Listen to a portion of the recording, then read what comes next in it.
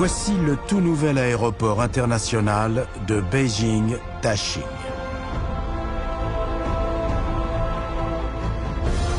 Encore en cours de construction, il devrait devenir le plus grand aéroport du monde. Wendy a la chance de pouvoir l'explorer avant son ouverture au public. J'en reviens pas.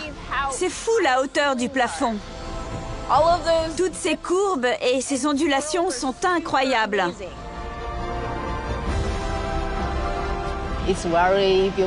C'est très beau et très grand. C'est fabuleux de voir un terminal aussi vaste en Chine. Ce chantier est une référence pour la construction aéroportuaire. Nous mobilisons de nombreuses techniques de pointe pour rendre possible ce projet qui semblait impossible. J'ai l'impression d'être une fourmi dans ce bâtiment gigantesque. C'est absolument grandiose. Et c'est à peine si on voit comment la structure est agencée. C'est extrêmement bien conçu. Il n'y a pratiquement aucun pilier. Les ingénieurs ont fait un travail remarquable.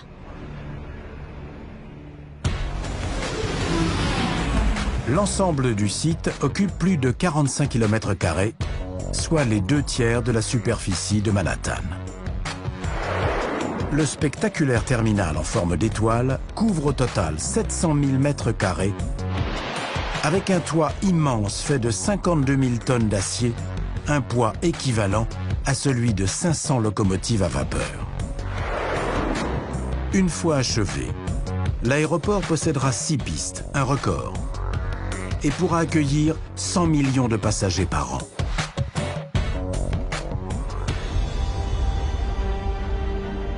Une fois la forme générale du terminal établie, la toiture a pu être mise en place.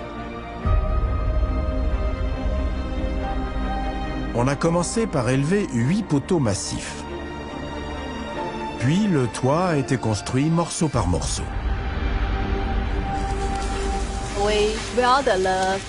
On a soudé les barres et les nœuds au sol, puis on a soulevé le tout. Chaque tronçon a dû être positionné à 2 mm près. La moindre erreur aurait pu mettre en danger la stabilité de l'ensemble. On a réuni les différentes sections pour former un seul grand toit. La partie centrale a été hissée en dernier, complétant ainsi cet incroyable treillis spatial. On dirait une forêt d'acier. C'est magnifique avec toutes ces barres pareilles à des arbres. À l'intérieur du terminal, on pose un revêtement pour atténuer le bruit.